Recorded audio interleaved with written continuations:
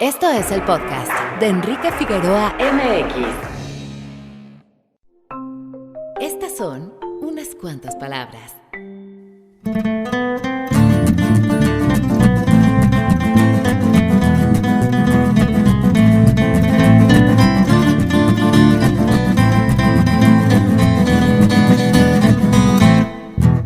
¿Cuál es la relación que tenemos con la muerte?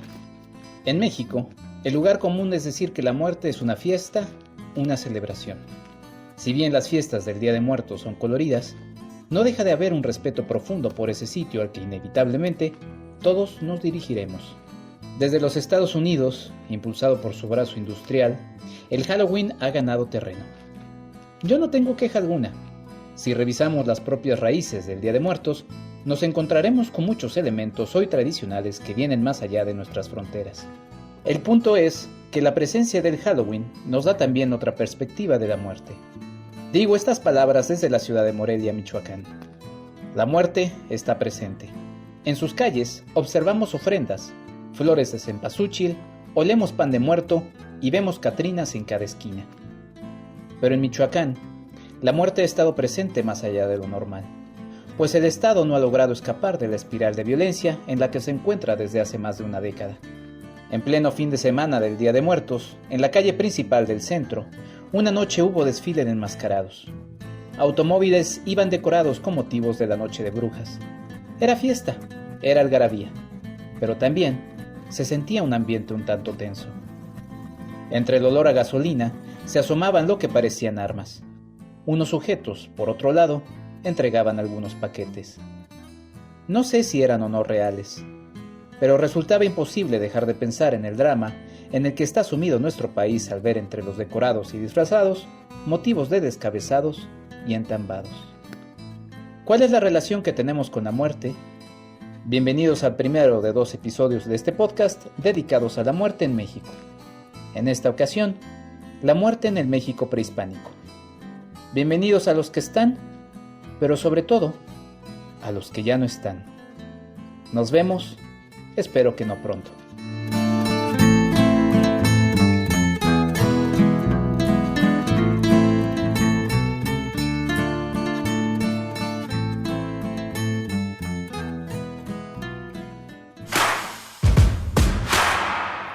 @EnriqueFAMX en Twitter. Bienvenido. Este es nuestro invitado de la semana.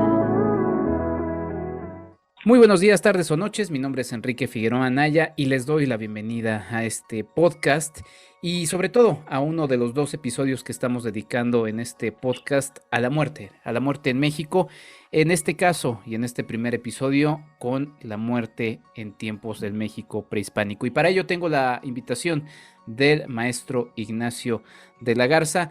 Maestro, muchas gracias por aceptar la invitación. Bienvenido. Muchísimas gracias. Gracias por la invitación. Maestro, pues tenemos que empezar por los antecedentes de los antecedentes. Y estos serían pues los primeros ritos funerarios en el territorio que es hoy México antes de las grandes culturas, antes de los olmecas, por ejemplo. Bueno, lo que es actualmente el territorio mexicano tiene una larguísima historia desde que llegan los primeros humanos hace 20,000 años, una cosa así, y empiezan a irse estableciendo poco a poco en todo lo que es el actual territorio mexicano. Y comienzan también poco a poco a desarrollar la agricultura. De estas primeras personas sabemos muy, muy poco, igual de sus rituales funerarios. Ya es hasta que se empieza a perfilar lo que actualmente conocemos como Mesoamérica, con las primeras aldeas, con los primeros agricultores, que empiezan a aparecer los primeros signos de un culto a la muerte. Empezamos a ver estos cráneos, cerámicas de personajes descarnados, una dualidad entre vida y muerte, que hasta ahora pues vamos interpretando a la luz de lo que posteriormente aquellas civilizaciones que encontraron los españoles empezaron, registraron sus creencias. Pero en sí sabemos muy, muy poco de este periodo. Ya conforme va avanzando la civilización mesoamericana, ya empezamos a encontrar cultos a la muerte muy, muy diversificados. desde las tumbas de Tiro en lo que actualmente es el occidente de México, en la zona de Michoacán, en donde cavaban unos fosos donde enterraban a sus muertos, de varios metros los fosos, hasta tumbas como entre los olmecas, estas grandes tumbas templo como entre los mayas, entre los teotihuacanos, pero la presencia de calaveras, de cráneos, de culto a la muerte va a ser absoluta en todo Mesoamérica. Va a ser de las representaciones más comunes. Vamos a encontrar esta personificación que los nahuas llamaban Mictlantecutli, por ejemplo en Veracruz, en Chalcatzingo, en todas partes va a estar esta representación. El culto a la muerte, si bien ya los mesoamericanos del momento del contacto, de quienes tenemos más noticias, era una parte de la vida. Para ellos la muerte era solamente la otra cara de la moneda de la existencia, era la que dinamizaba el mundo. No sabemos exactamente cómo era en tiempos anteriores, pero sí nos damos una idea de esta presencia, de esta concepción. Ya los teotihuacanos, por ejemplo, empiezan a perfilar en sus murales algunos elementos que van a estar presentes en la religión mexica, de los antiguos mayas también, ya en estelas muy antiguas, de antes de Cristo, ya empiezan a aparecer representaciones que parecieran corresponderse con aquellas que se encuentran en el Popol Vuh, por ejemplo, del Xibalbá, de este lugar al que van los gemelos sagrados, Punahou y Xbalanque. Entonces pareciera ser que hay cierta continuidad con estas ideas, pero ya lo que son mayas, lo que son mexicas, van a desarrollarlas muy a su manera, siempre pensando en esta dualidad, vida-muerte, y en la muerte como una especie de transformadora y dinamizadora del cosmos. Muchos de los rasgos del pensamiento mexica sobre la muerte, ya que los estaba mencionando, maestro, permanecen hasta nuestros días, y ya más o menos nos está platicando un poco cómo veían estos antiguos pues, mexicanos a la muerte, y en específico los mexicas. ¿Cómo era? Adéntrese un poquito más en estos detalles de esta dualidad que mencionaba, y en específico ya los mexicas y su cosmovisión. Claro que sí. Bueno, para los mexicas, todo en el cosmos había sido creado por los dioses. Los dioses, a partir de ellos mismos, de su muerte, iban creando la tierra, los animales, los elementos, fueron creando el tiempo mismo, el espacio, y todo era a partir de ellos. Y para estas transformaciones tenían que morir. Morían y se transformaban en estas nuevas entidades, estos nuevos espacios, estos tiempos, en todo lo que existía. Además,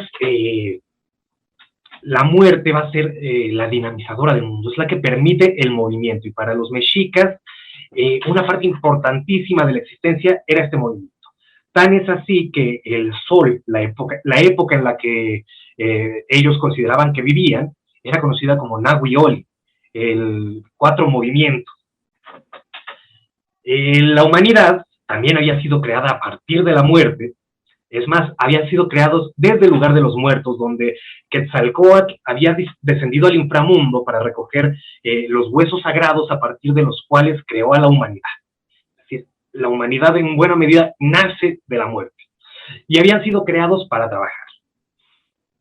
Iban a trabajar ya fuera, manteniendo el orden del cosmos, o venerando y adorando a los dioses. Y a pesar de su muerte, deberían de seguir trabajando. Se morían y se transformaban en algo nuevo, y dependiendo de la forma en la que murieran, era el lugar donde habitaban los dioses al que irían y en el cual les asignarían sus nuevos trabajos. Entonces la muerte va a ser la que mueva todo, la que permite la existencia, la que dinamiza todo. Para los mexicas existían distintos lugares al que irían después de la muerte. Unos estarían al interior de la tierra, por ejemplo el Tlalocan, que se encuentra en las montañas, al cual se puede acceder, por ejemplo, por las cuevas, y de donde nacen las nubes, de donde se encuentran todas las riquezas, los alimentos, todo se encuentra ahí. O estaría también el Zincalco, la casa del maíz, donde habitaba Huemac, a la que irían los suicidas, por ejemplo, o aquellos relacionados con el culto a Xipetotec, y que estarían también muy relacionados con los alimentos, con la fertilidad, con el maíz. estaría también el famosísimo Mictlán, el lugar de los muertos, que se encontraba al interior de la tierra, que era una especie de aparato digestivo de la tierra, donde se iba devorando lo excrementicio, lo podrido, lo que ya no funcionaba en la tierra, para ser transformado y poder nacer de una nueva forma. O estaban lugares más vinculados a lo celeste, pero nunca había como que una división absoluta entre estos lugares. Estaban en comunicación con la tierra y entre ellos mismos. Aquellos lugares celestes eran la Casa del Sol, donde iban los guerreros difuntos, la gente meritoria de la sociedad, los que morían en sacrificio, o las mujeres muertas en el primer parto, que iban a una zona específica de la Casa del Sol que era hacia el oriente, el Cihuatlampa, la Casa de las Mujeres. También había otro sitio que estaba un poco relacionado tanto con lo celeste como con lo telúrico, que era el Chichihualcuauco, el árbol de los senos, donde iban los infantes que todavía no habían sido destetados, que no habían probado el maíz, y eran enviados para nutrirse ahí en lo que podían ser enviados nuevamente al mundo a nacer. Todos estos lugares cumplían una función cósmica, estaban en el mundo. Hablar como de un más allá entre los mesoamericanos sería un poco incorrecto, porque todo estaba en el mundo. No era accesible a un humano cualquiera.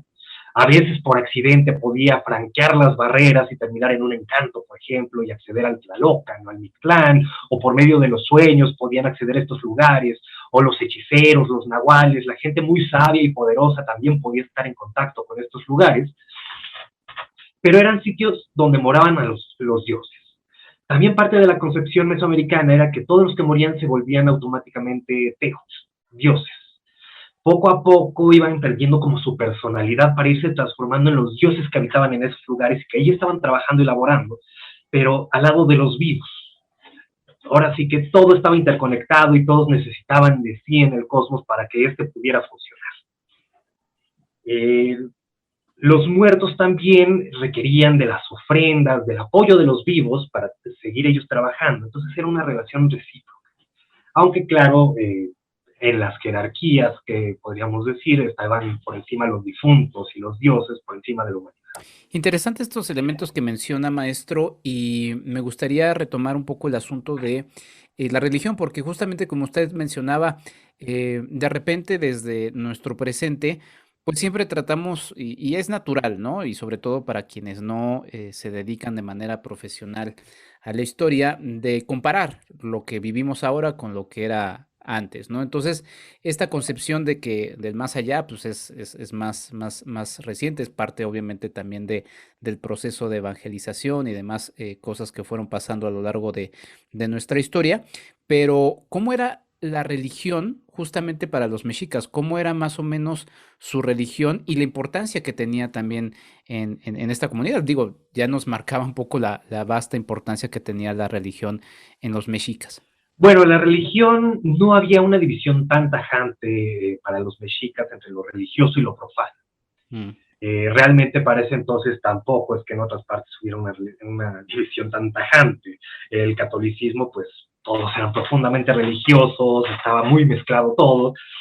Para los mexicas, la religión, como digo, como les decía, radicaba en esta creencia de que en todo existían los dioses. Los dioses estaban en todas partes, formaban incluso parte de las sociedades. Ellos actuaban, a ellos se les podía pedir directamente. En sus relatos cuentan como si los dioses estuvieran actuando en el mundo cotidianamente, codo con la humanidad.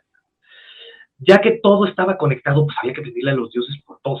Los dioses también tenían emociones, sentimientos, necesidades. Los dioses, como les mencionaba, también morían para transformarse en un ciclo que no acababa o que acabaría después de que el sol dejara de salir. Esto se temía sobre todo en estos periodos de 52 años, de cada 52 años cuando se encendía el fuego nuevo.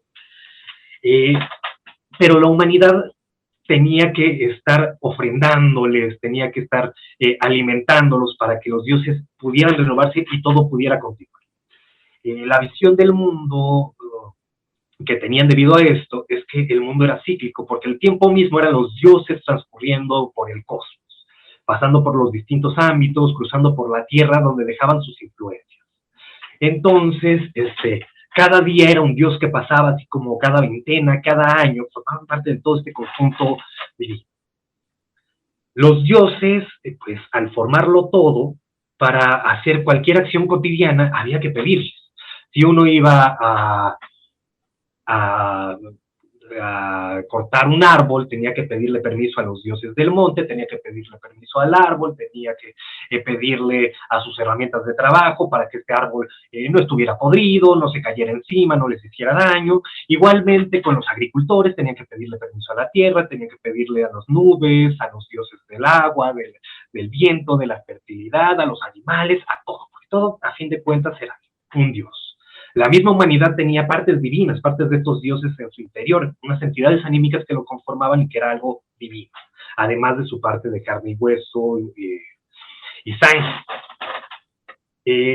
Una parte importantísima de la religión mesoamericana era hacer merecimiento ante los dioses, sacrificios, ganarse su favor con una buena conducta. A fin de cuentas, todo lo que ocurría era por decisión de los dioses.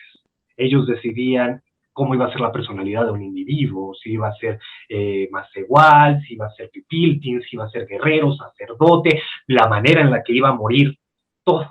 Pero la humanidad podía justo, pidiéndoles, haciendo autosacrificios y ofrendas, ganarse los favores y un merecimiento mejor ante los dioses. Obviamente en la sociedad pues había una institucionalización de esta religión con sacerdotes dedicados a cada uno de estos templos o gente que iba voluntariamente por una temporada a hacer servicio a los dioses. Los dioses al estar en todo generaban un respeto mayor hacia todos, los que fueran absolutamente respetuosos de absolutamente todo, pero sí se consideraba que todo en buena medida estaba interrelacionado. Las acciones de uno podían afectar al conjunto, el conjunto podía afectar las decisiones de los dioses y viceversa. Entonces, digamos que se vivía en la religión, pero nuevamente eso no era un fenómeno exclusivo mesoamericano. Aún hoy en día la gente muy religiosa vive su cotidianidad en la religión sin una separación tajante muchas veces de esta. Suena complejo un poco toda la parte religiosa de los mexicas y bueno, investigando estaba encontrando que los mexicas justamente creían que la vida de todo hombre se constituía por 3 fluidos, ¿no? Y a partir de ahí también uno se va encontrando, también usted mencionaba esta parte de además de lo corpóreo, ¿cómo estaba este elemento de la vida de los seres humanos, esta división? Porque sí suena muy, muy complejo, se veía que le pusieron mucho empeño a todo este elemento religioso. Bueno, quien más ha estudiado eso es el tristemente acaba de fallecer Alfredo López Austin, quien estudió las concepciones del cuerpo para los antiguos mayas. Él proponía que estaba la humanidad compuesta de distintos elementos, de una materia sutil, ligera, que era la materia de los dioses, que era casi imperceptible a los sentidos. Se podía percibir, por ejemplo, cuando a uno se le erizan los pelos de la piel, como una leve brisa. No era algo que no se pudiera percibir, pero casi imposible de sentir. Era casi invisible. Y además de una materia dura, que es la carne, los huesos, todo lo que podemos tocar, percibir por nuestros sentidos, que era, digamos, que una cáscara de esa materia liviana, que la acción del sol había endurecido y entonces ya los dioses no podían transformarse o hacer lo que se les pegara la gana. El sol les ponía un poco de orden. Estas entidades livianas que componían al ser humano eran bajas y estaban, digamos, que funcionando en armonía, o al menos esperaba que en armonía, pero sí en movimiento. A veces alguna se calentaba demasiado o podían escapar de nuestro interior. Estas materias, después de sus estudios, llegó a la conclusión de que eran principalmente 3, estas entidades anímicas o centros anímicos. Uno que era el Teyolía, que sería como nuestro vividor o nuestro corazón, que justamente se alojaba en el corazón, que digamos que era el que nos vinculaba con nuestras familias, con nuestro linaje, por medio del cual se podía permitía la percepción, la emoción y la inteligencia, era donde confluían las otras para darnos, digamos que nuestro rostro, nuestra personalidad. Otra más, que era el Tonali, que era, digamos que la energía de estos dioses que pasaban día con día, mes con mes, año con año por el mundo, y que llegaba a manera de calor, se alojaba un poco en la mollera, en la cabeza de la gente.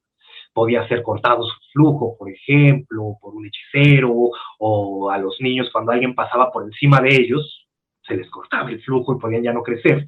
Este permitía el crecimiento y daba, digamos, que la fortuna, la suerte y la personalidad a cada individuo.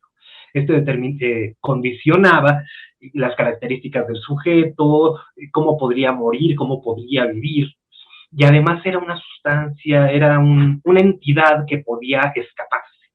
Podía durante el sueño salirse, y nosotros lo que soñábamos era las aventuras que estaba viviendo el Tonali, nos daba la capacidad de crecer, también podía escaparse durante el orgasmo, por ejemplo, o con una impresión muy fuerte.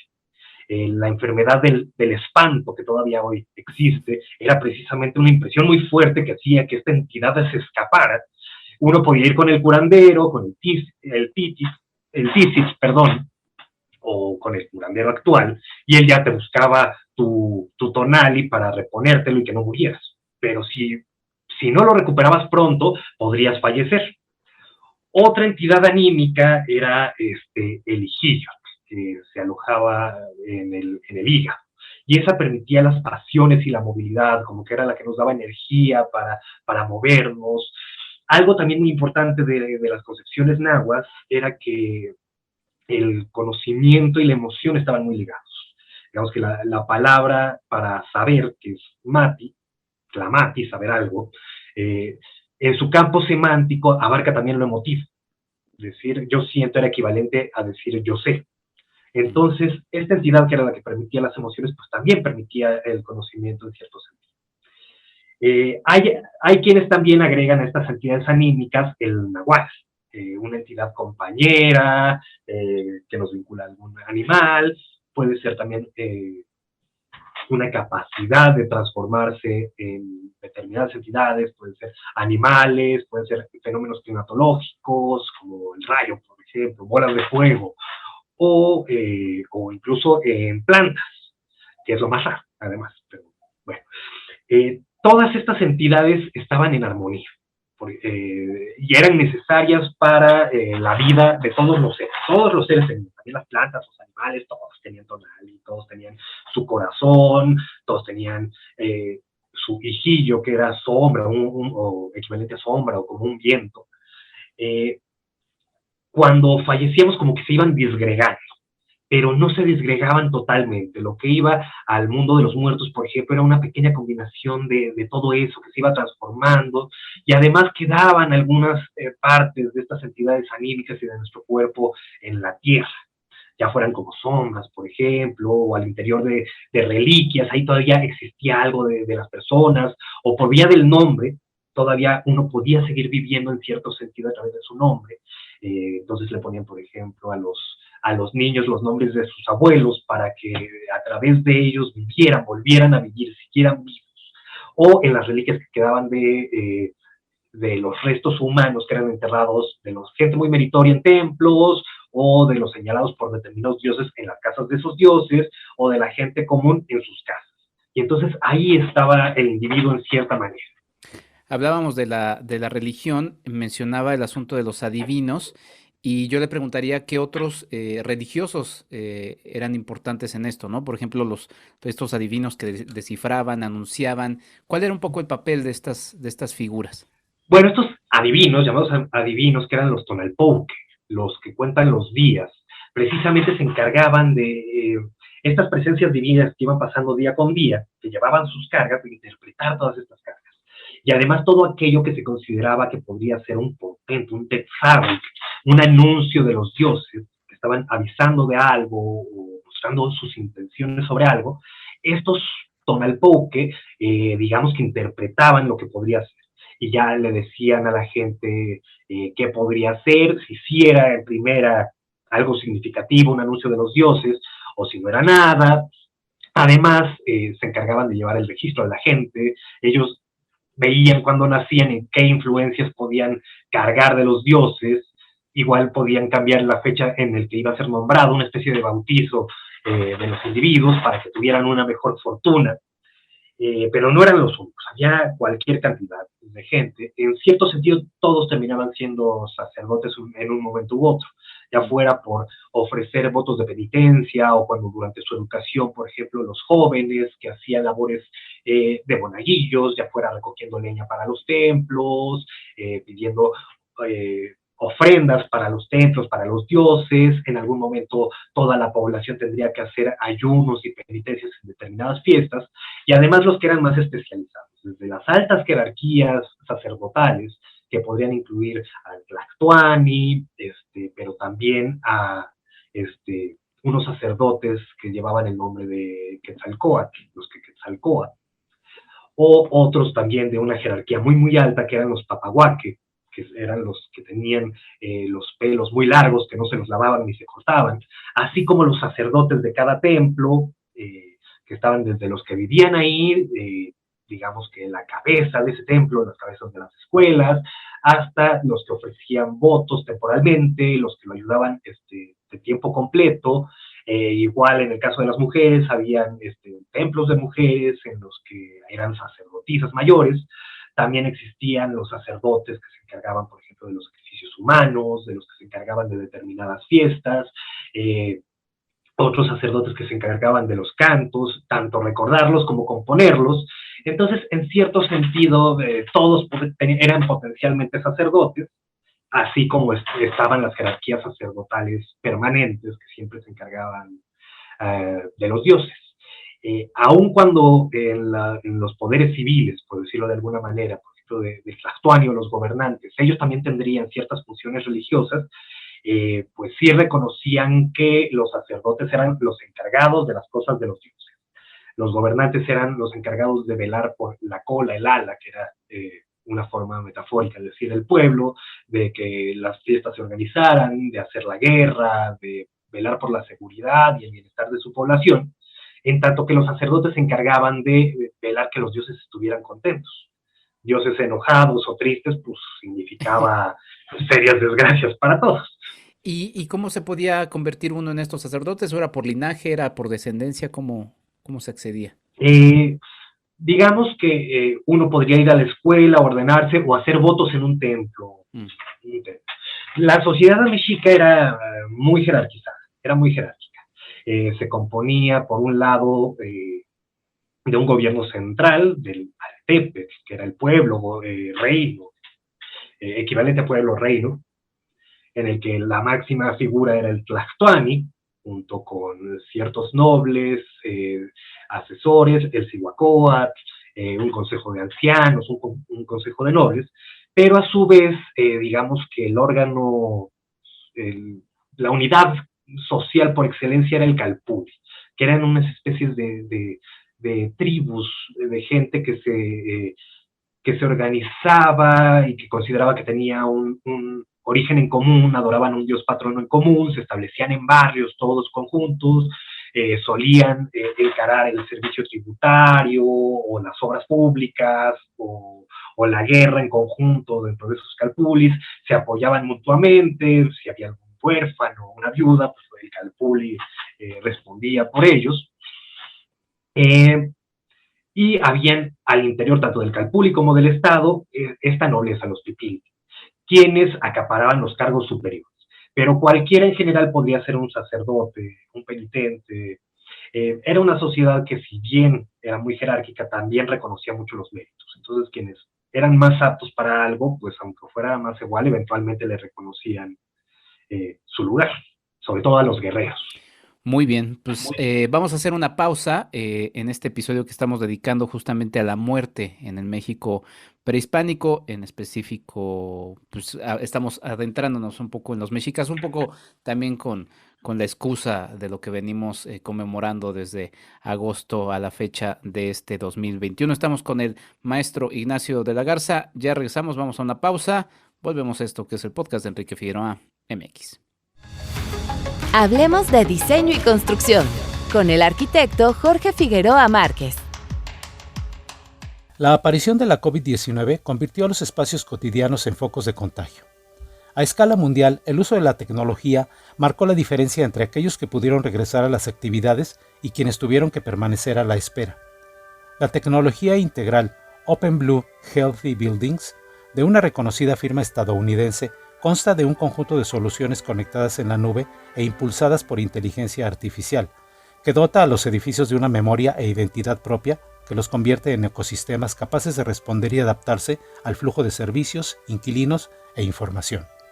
La plataforma cuenta con diversos paquetes de soluciones dirigidos al mercado comercial e industrial, tanto para edificios existentes como para nuevos proyectos. Entre sus principales funciones está el monitoreo de distanciamiento social en tiempo real, enviando alertas sobre violación de normas, zonas de riesgo y puntuaciones de seguridad espacial a los ocupantes. Y si se detecta un caso positivo de COVID-19, el seguimiento de contacto permite rastrear las interacciones del sujeto en cuestión para romper la cadena de contagios. La detección de mascarillas y cubrebocas a través de una alerta al operador del edificio cuando detecta a una persona que no está portando cubrebocas en el momento. El acceso sin contacto, el cual mediante cámaras de detección térmica ayudan a identificar anomalías en los signos vitales de ocupantes y visitantes, así como a gestionar el flujo ininterrumpido de estos en el inmueble. Companion, que es una aplicación móvil diseñada para conectar a las personas con los espacios y la tecnología a través de herramientas como el acceso sin contacto a las instalaciones o la reservación de espacios de trabajo. También se integra la solución OpenBlue Clean Air, cuyo objetivo es aumentar los índices de suministro de aire limpio en los edificios y evitar la transmisión de virus. En la actualidad, los edificios son responsables de alrededor del 40% del consumo total de energía del planeta y del 36% de las emisiones de gases de efecto invernadero por el consumo de energía. Sin embargo, solo el 1% de los edificios se somete a una renovación de eficiencia energética cada año. Es por ello que tecnologías integradas como OpenBlue son cada vez más esenciales en la industria. La función de OpenBlue es optimizar el desempeño de oficinas comerciales, retail, atención médica o sistemas escolares con base en el análisis de datos avanzados e inteligencia artificial. Sus soluciones están enfocadas en la supervisión y optimización de la energía a través del rastreo, gestión y análisis del consumo total de todas las fuentes, el control de los gastos de servicios públicos de los espacios arrendados, el mejoramiento de la comodidad de los ocupantes y la utilización del espacio. OpenBlue también cuenta con una solución de optimización de plantas centrales que monitorea todos los datos del sistema de edificios como pronósticos meteorológicos, tarifas de servicios públicos y cronogramas de mantenimiento. Las nuevas tecnologías integradas para edificios están cambiando la forma en que las personas perciben y disfrutan los espacios. Esta transformación radica no solo en el impulso de la inteligencia artificial, sino en la integración de los individuos al ecosistema de soluciones digitales que componen los espacios en los que trabajan, se entretienen y viven día a día. Hasta la próxima. Hablemos de diseño y construcción con el arquitecto Jorge Figueroa Márquez. Sigue a Marc y Mazá en @marquiamx en Facebook y en Instagram. ¿Quieres ayudarnos a hacer más contenido? Tu apoyo es fundamental. Entra a www.patreon.com/Enrique Figueroa MX y elige entre las muchas recompensas que tenemos para ti. Desde un agradecimiento en este podcast hasta tu participación en un cineclub en línea donde tú puedes elegir el tema. Además de 50% de descuento en nuestros cursos, talleres y tours. ¡Únete! Sé parte de esta comunidad.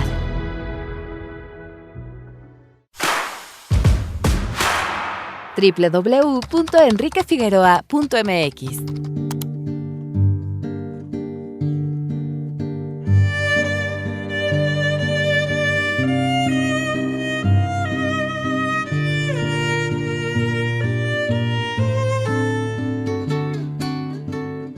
Y después de esta breve pausa, vamos a seguir platicando de la muerte en el México prehispánico. Continuamos con la presencia del maestro Ignacio de la Garza, quien agradezco nos esté ilustrando con este tema que da para muchísimo de qué hablar.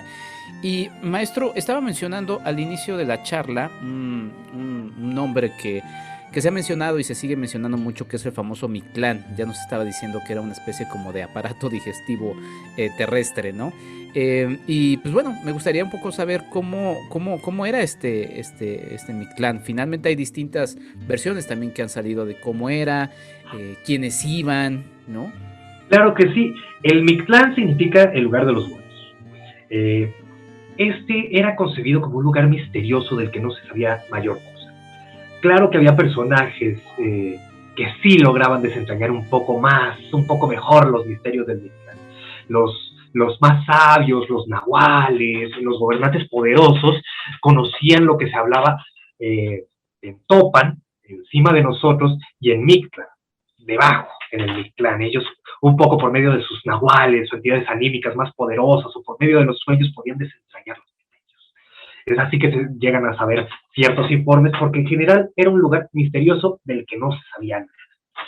El Mictlán era concebido como un lugar en el que quedaba escondida la gente cuando moría.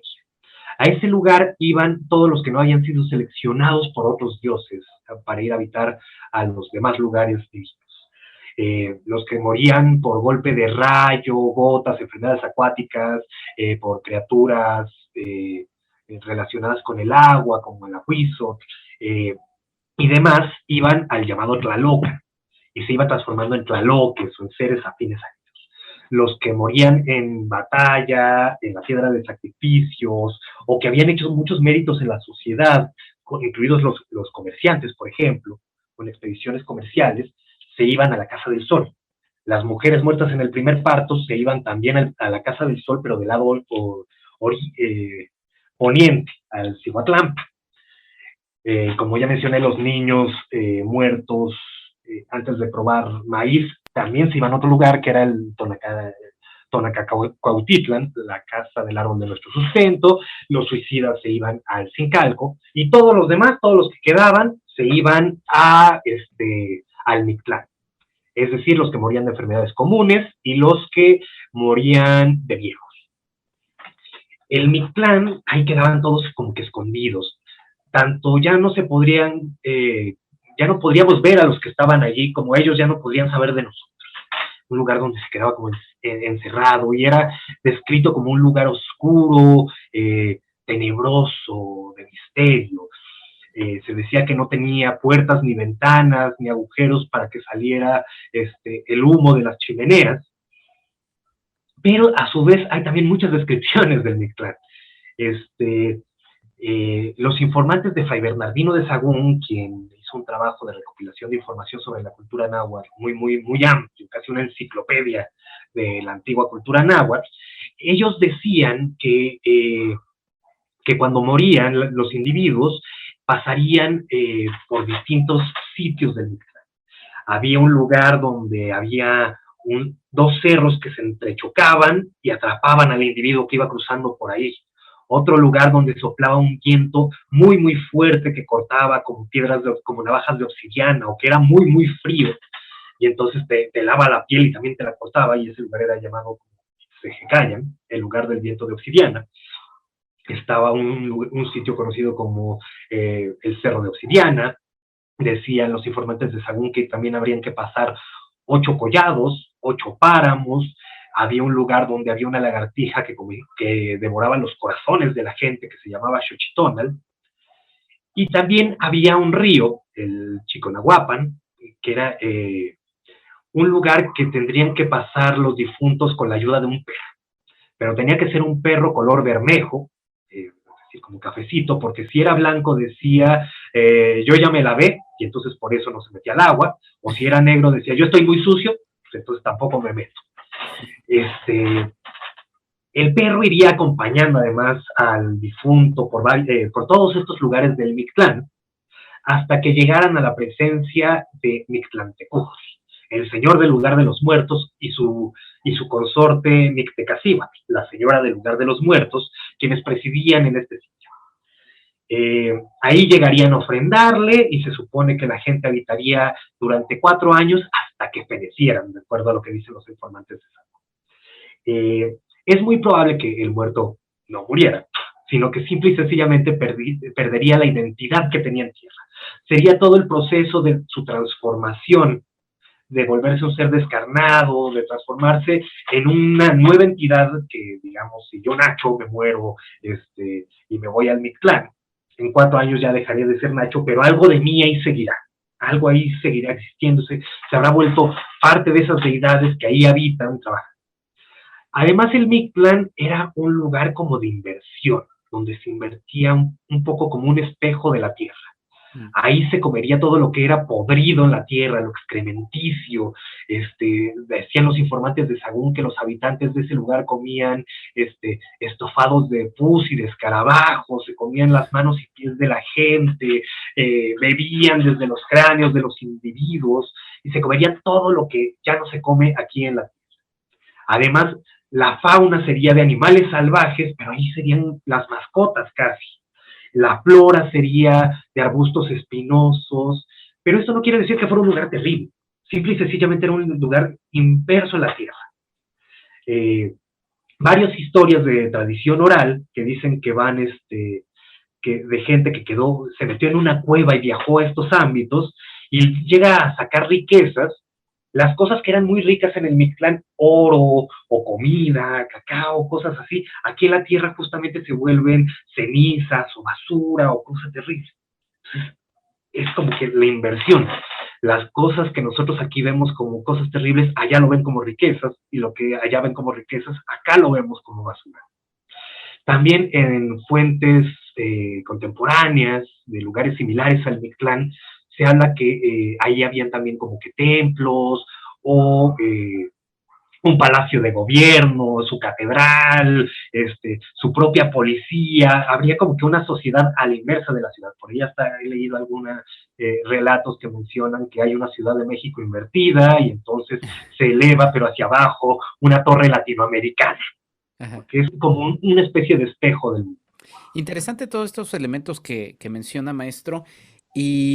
Y bueno, está el Mictlán, la pregunta es también, ¿cuántos lugares finales había de llegada para todos los grupos sociales de los mexicas, ¿no? Ya mencionamos también estaba el Tlalocan, ¿no? Que eran todos los que morían por causa del agua. Estaba el Tonatio Ilhuicatl, ¿no? O cielo del sol. ¿Cuántos lugares finales había finalmente para todos estos? También mencionaba un poco de los que se suicidaban. Bueno, si contamos estrictamente los que se conocen, serían, como los mencionas, el Mictlán, el Tlalocan, la Casa del Sol, con su región para hombres y mujeres, pueden ser 3 o 4 hasta ahí, ahora sí que desde la perspectiva que uno lo quiera tomar, más el Zincalco y el lugar al que iban los niños, el Tonacacuautitlán, o Chichihualcuauco.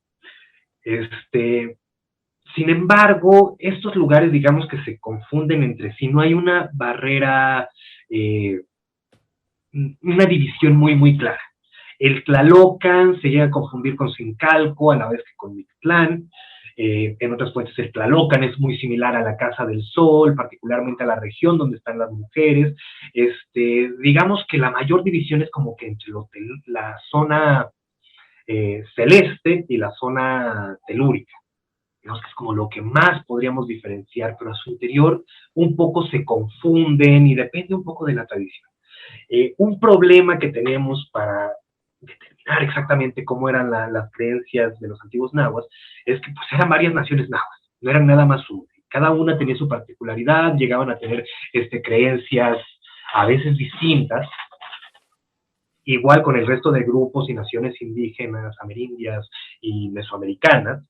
Habían elementos en común, pero no había algo idéntico entre todas. Entonces, quizá algunos tenían menos diferenciado estos sitios que otros. El problema viene en la recopilación de fuentes. Los frailes, los cronistas, no llegan a decirte exactamente dónde son todas sus fuentes. Entonces, a veces mezclan de distintos grupos, por ejemplo, mexicas con tlaxcaltecas, con texcocanos, con otros grupos. Entonces se hace una especie de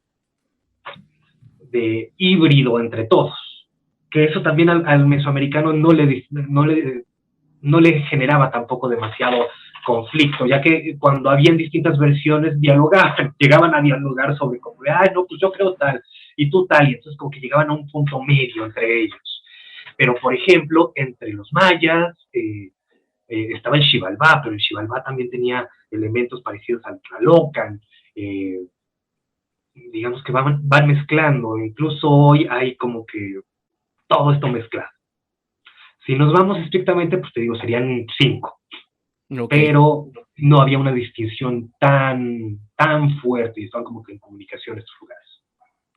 Maestro, ¿y se enterraban o se cremaban o ambos y también dependiendo? Dependiendo también. Ujú. Dependía de la manera en la que uno muriera a cada uno de estos lugares y trabajos y transformaciones que tendría. Y entonces, a partir de eso, tendrían distintos rituales funerarios. Por ejemplo, los comerciantes que eran como vinculados muy a lo solar, ellos siempre irían a la Casa del Sol y eran cremados. Eran cremados y sus restos puestos en el templo de Yacantecujli, que era su dios patrono, o en sus casas.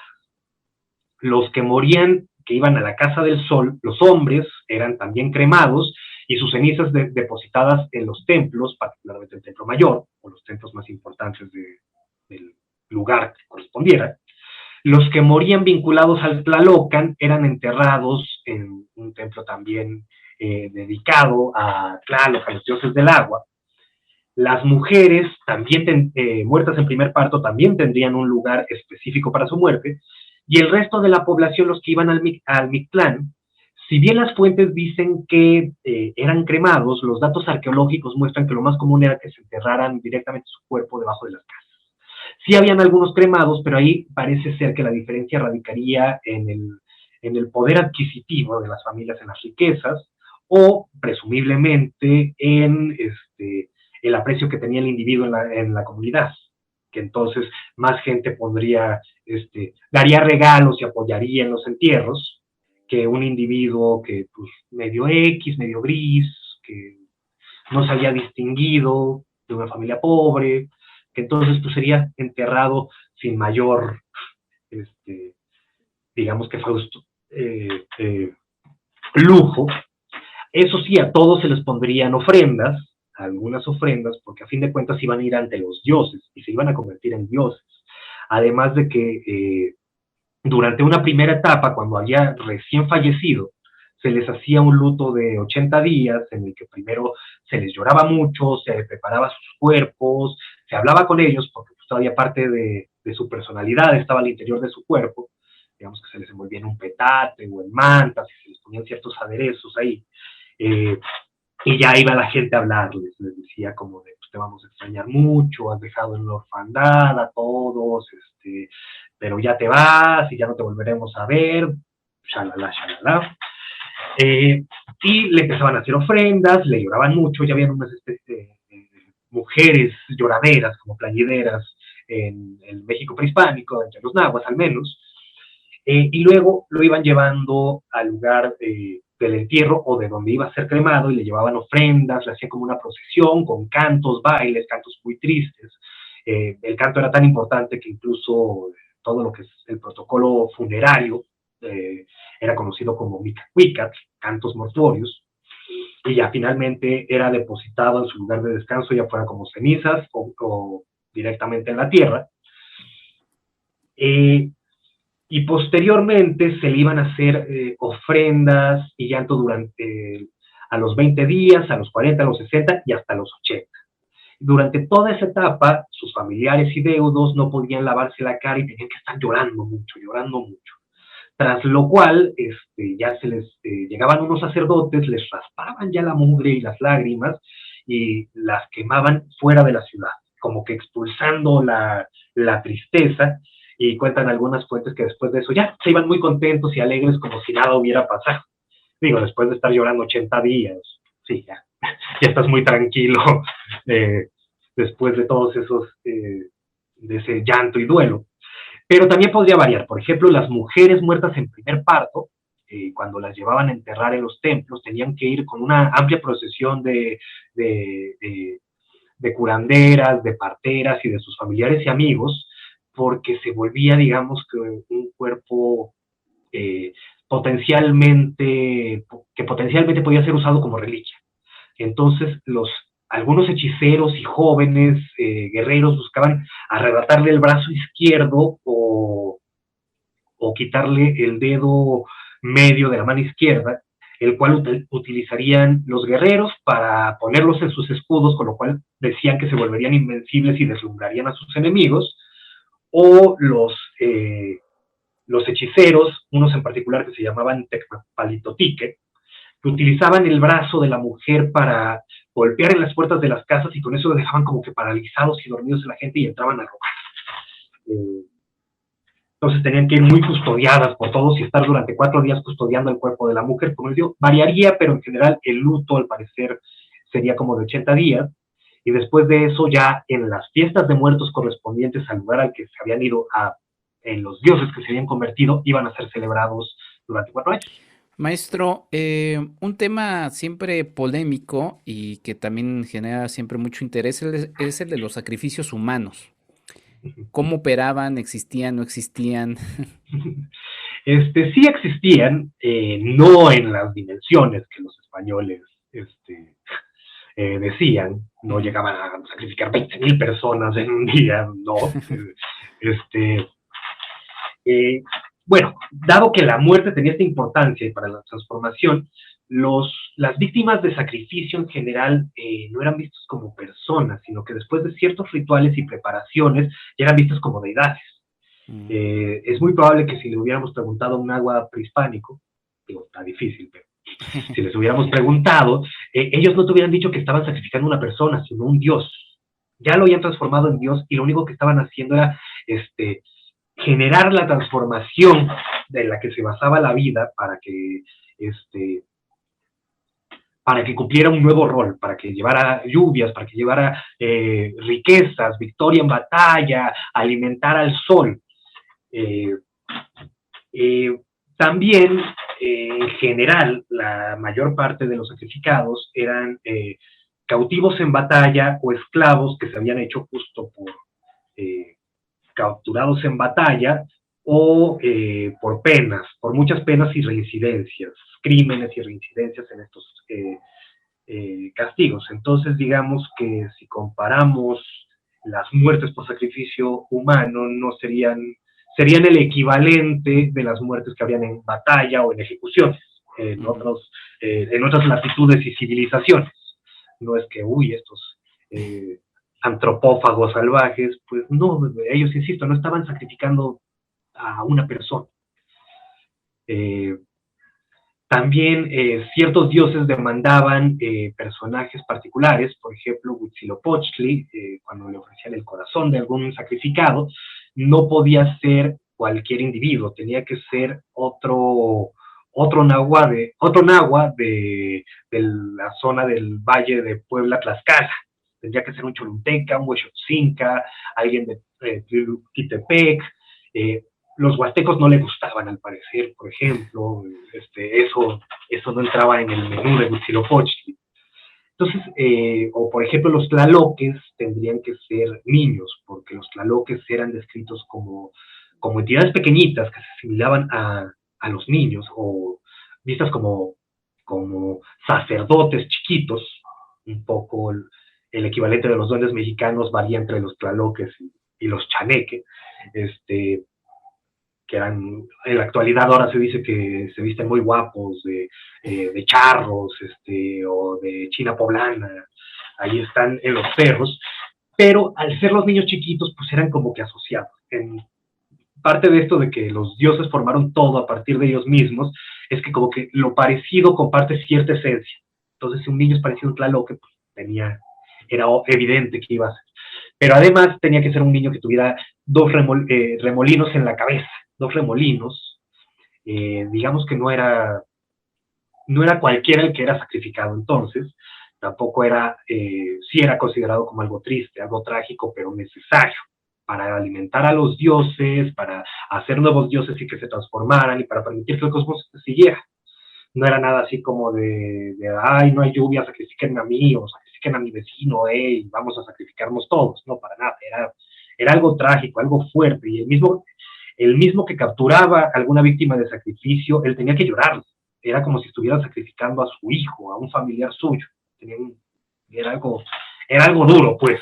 En esta famosa anécdota de Cortés, bueno, de Cuauhtémoc, llegando frente a Cortés, y bueno, con el teléfono descompuesto de traducción a traducción que le llegaba finalmente a uno y a otro, A mí siempre me gusta referirlo como, pues sí, la diferencia que había de la concepción de muerte entre los españoles y los mesoamericanos, ¿no? Porque se dice que bueno, Cortés en un acto de gentileza le perdona la vida y Cuauhtémoc, pues realmente lo que quería era, pues era morir, ¿no? Justamente para cumplir con su trayecto, ¿no? Entonces, importantes las diferencias que también al final terminaron afectando pues el resultado de lo que terminó sucediendo, porque los dos grupos, aunque bueno, también, porque pues no solamente fueron los españoles, ya lo vimos en episodios pasados, ¿no? Los conquistadores hubo muchos indígenas, pero para ellos específicamente, pues eran diferentes las concepciones de muerte, ¿no? Así es, por ejemplo, en el caso de Cuauhtémoc también en buena medida se debe a una concepción guerrera, a darle Ujú. un alto valor a que el guerrero debe aceptar su destino como sacrificado. Existe entre los mayas eh, de Rabinal esta famosa obra de teatro, llamada obra de teatro El Rabinal Achí, que es una obra que tiene pocos elementos, digamos, no se pueden apreciar elementos católicos o occidentales en eso. Parece que resistió muy bien por medio de la tradición oral. Y en esta, el valor del guerrero, el máximo valor del guerrero es justo morir sacrificado. Capturan los rabinales al varón de Quiché y le llegan a ofrecer eh, la libertad. Pero él, como es un guerrero, él dice, no, a mí me tienen que sacrificar. Yo tengo que ser sacrificado. Y ese relato, si bien es, digo, de los rabinales, de los mayas, se encuentran versiones muy, muy similares entre los nahuas. Por ejemplo, la historia de Tlahuicole, donde también le ofrecen el mando de las tropas mexicas y él pide ser sacrificado. En general, es parte de la narrativa más alta propagandística mesoamericana. De si tú eres guerrero y eres capturado, debes morir. Tienes que morir y tienes que aceptarlo, tienes que encararlo valientemente. Y eso un poco es lo que va a seguir Cuauhtémoc. Le va, ya perdí, ya me capturaste, pues ahora tengo que morir, me tienes que matar. O sea, tienes que. Sí, sí, sí, sí.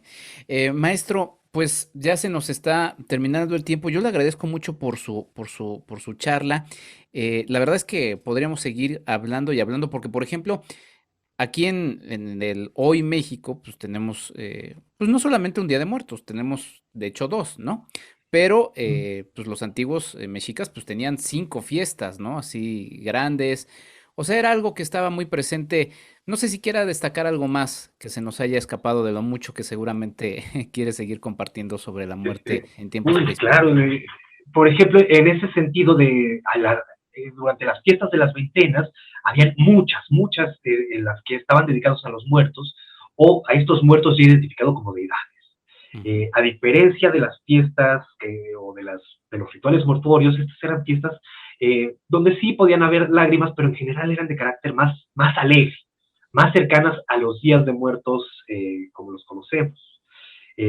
Cuando llegaron los españoles, pues ya no pudieron celebrar, poco a poco pudieron menos celebrar sus días de muertos, pero llegan los españoles con sus propios días de muertos, y los indígenas no tenían problema en tomar nuevas celebraciones. Es decir, es de muertos, es para los dioses, para los santos, y ellos la celebraron como ellos sabían celebrar a sus muertos. Se apropiaron de esta fiesta. Dicen de sí, la fiesta de los muertos es una fiesta española, católica, sí, pero los católicos no celebran como nosotros el Día de Muertos, y eso es porque los indígenas se apropiaron de estas fiestas. Los españoles lo toleraron porque la forma de celebrar a los muertos era también llevando muchas ofrendas y regalos, que a las iglesias les convenía muchísimo, eran buena parte de sus ingresos, de muchas, y entonces permitieron que siguieran haciendo este culto a los muertos que nunca pudieron extirpar, nunca los nahuas no eran agentes pasivos, los indígenas no eran agentes pasivos a los que nada más les borraron su cultura. Ellos apropiaron, tomaron muchas cosas del catolicismo y las volvieron suyas, entre otras cosas las fiestas de muertos que hasta la fecha seguimos. Como dices, hay dos, pero en algunos lugares empiezan a celebrar desde el 27 que van llegando, el 27 de octubre que van llegando los muertos, y hay una dinámica más cercana a la mesoamericana. Es, sí, triste recordar a los muertos, pero ahí están de alguna manera, vienen a visitarnos y hay que alegrarlos, hay que contentarlos, hay que hacerles fiesta, comida y eventualmente decirles que se vayan porque si no nos pueden afectar, amablemente, pedirles que se marchen, pero va a ser en general una fiesta alegre, va a ser algo de alegría, de recordar, de mantener vivo a los muertos y de alimentarlos y de estar con ellos, a diferencia del catolicismo. Pues sí, así es. Pues maestro, le agradezco mucho. Este episodio justamente sale el 1 de noviembre, después sigue el 2 de noviembre. Y pues nada, le agradezco mucho por su charla. ¿Dónde podemos seguir revisando su vasto trabajo relacionado al tema y demás? Y pues muchas gracias de nuevo, maestro. Pues todavía no tengo demasiadas publicaciones. Mi tesis de licenciatura y de maestría son en torno al Mictlán y el Tlalocan. Tengo algunos artículos, digamos que en mi página de academia.edu he subido algunos. Espero pronto poder compartirles más trabajo. Muy bien, pues le agradezco mucho, maestro Ignacio de la Garza, nuestro primer invitado de estos 2 episodios grandes que estoy pensando relacionados a la muerte en México. Pues muchas gracias, maestro, y nos encontramos en una próxima ocasión. Muchísimas gracias a ti por la invitación y espero poder volver a participar. Claro que sí, encantados de volver a contar con usted. Pues nosotros vamos a lo que sigue, que son las recomendaciones. Seguimos en esto que es el podcast de Enrique Figueroa MX. Nuestra recomendación para el fin de semana. La recomendación para este fin de semana es la película Last Night in Soho del realizador británico Edgar Wright. La película la pueden revisar ya en salas de cine y debo de decirles que es una película, la verdad, muy interesante. Es una película que nos muestra la historia de una chica en Gran Bretaña que es amante de la moda de los años 90. Ella se dedica o se va a dedicar, pues es una estudiante de moda, justamente a aprender de ello y de su comunidad en las afueras o en el campo de Gran Bretaña termina trasladándose hacia la ciudad de Londres. Su abuela, descubrimos que su mamá ha muerto, le dice que vaya con cuidado, que Londres es una ciudad que puede apabullarla. Encontraremos un poquito las respuestas de qué es lo que le ha sucedido a su madre, pero sobre todo qué es lo que le sucede a esta chica que va metiéndose en una serie de sueños y en una serie de circunstancias que nos van descubriendo cuál es ese misterio que hay detrás de la muerte de su madre y también detrás de la desaparición de alguien. Es una película que nos mete en una fantasía, es una película, por cierto, con una banda sonora realmente espectacular, muy entretenida, y es una película que sin duda será muy disfrutable para que ustedes se acerquen a las salas de cine. Last Night in Soho es una película de Edgar Wright y esta es la recomendación para este episodio. @Enrique Figueroa MX en Facebook y en Instagram. Sin más, yo me despido, les agradezco mucho que hayan estado en este primero de 2 episodios que estamos dedicando a la muerte en México. El próximo episodio va a estar también bastante interesante, bastante bueno, ahondaremos inclusive en lo que es más allá del tema de solamente la muerte en México, sino la muerte en general. Espero que ustedes estén pasando unas buenas fiestas del Día de Muertos, que si les haya o les gusta disfrazarse, lo hayan disfrutado o lo sigan disfrutando. Si tienen pequeños y pequeñas, que hayan salido a pedir dulces o truco, lo que les hayan dado. Mi nombre es Enrique Figueroa Anaya, agradezco mucho a mis Patreon, muchas gracias Claudia Villegas, muchas gracias Ligia Plácido. Recuerden, si les gustan estos episodios, no duden en ser patreon.com/Enrique Figueroa MX y todo lo que hago está en www.enriquefigueroa.mx. Por cierto, me he estado conteniendo de episodios especiales. Este próximo jueves, para la gente que nos escucha en el momento en el que se lanza el podcast, saludos también a la gente que nos escucha en el futuro, este jueves próximo habrá un episodio especial desde el Festival Internacional de Cine de Morelia. Un episodio más, así que estén pendientes, la verdad es que está muy, muy completo. Mi nombre es Enrique Figueroa Anaya, yo me despido, les agradezco mucho por su escucha, nos escuchamos, hasta la próxima. Esto fue el podcast de Enrique Figueroa MX. Hasta la próxima.